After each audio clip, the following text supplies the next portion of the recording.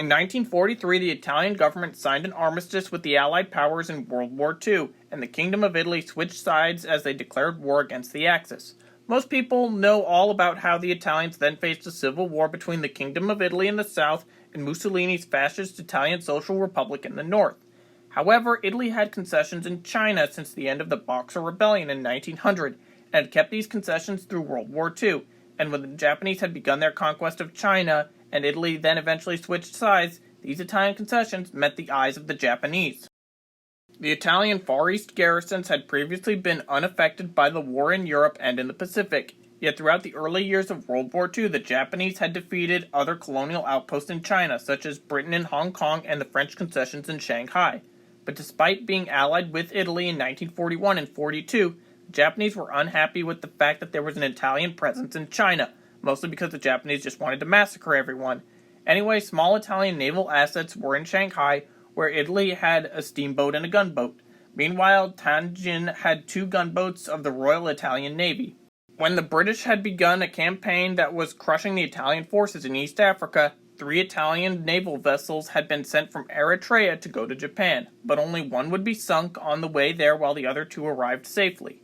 But the Italian Navy in the Pacific had been supplying the Japanese weapons with the Germans. Once the armistice was announced, many in the Italian Navy chose to continue to fight against the Allies, with some seeing it as a means of staying alive around the Japanese, who in World War II were war crimes are us.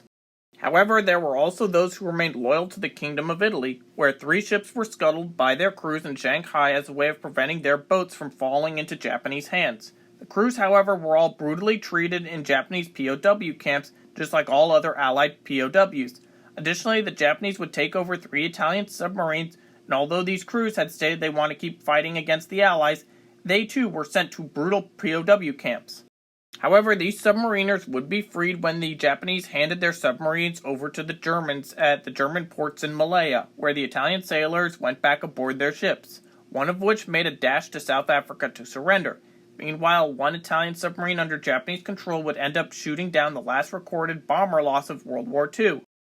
In mainland China, however, the Japanese went to disarm the Italian forces in Beijing and were met with armed resistance by a joint force of Italian Army and Navy sailors, armed with small arms and grenades at the Beijing radio station.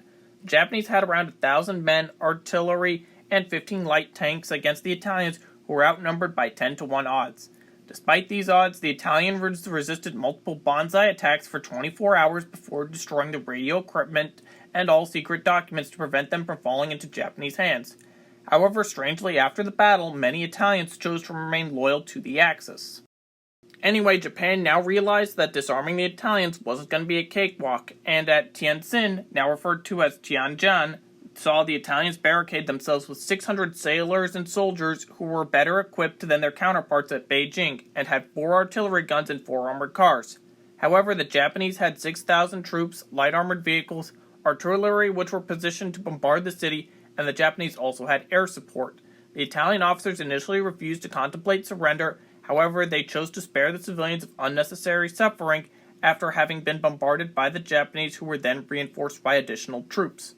Although the Italian garrison had wanted to fight against the Japanese to the end, however the officers chose to surrender, and of the 600 Italian troops, 430 were sent to labor camps in Korea and Japan to suffer alongside all other Allied POWs. However, the other 170 Italians pledged their allegiance to the Axis, and those who stuck with the Japanese became laborers, while those who sent to go with the Germans were sent to northern Italy to fight against the Allies. In the end, all Italian POWs were released after Japan's surrender. On June 2, 1946, the Kingdom of Italy became the Italian Republic, and on February 10, 1947, by virtue of the peace treaty with the Allied powers, the Italian concessions in China were formally ceded by Italy to Chiang Kai-shek's Republic of China. However, the Republic of China wouldn't hold the territories, and they would be overrun by the Communist Chinese.